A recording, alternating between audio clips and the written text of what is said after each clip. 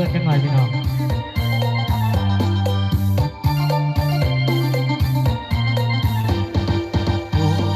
โอ้ยดีน้องใช้หยุดจ้องน้ำตาลงในลังโอ้พักแต่เล่า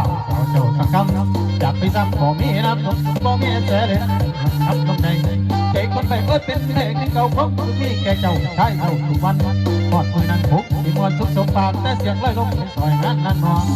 ยืนมองน้ำตาไหลหยุดยืนมองเขาลดน้ำสั่นแห่งถึงส่วนเรายืนเสือมองมือส่วนเรายืนเสือมองมือมีแต่ละมือเพื่อพันละพันคนปัดเพื่อละมือน้ำเท่ากำแสนและกำของเราที่ปริ้นเจ้าบ่หายปันจงไรลงมาบางกำใจสิดีไปมามองส่งแนบใช่บ้างตั้งได้ละที่มาเอายาท่าใจให้เพียงบ่มีทางเก่งที่เก่งเพื่อคนเดียอย่างผมรักถ้าลงลุดลวงดองอย่าได้เธอยืนแล้วมองไปส่องดูเขาชื่นยืนมองน้ำตาหรือผ้า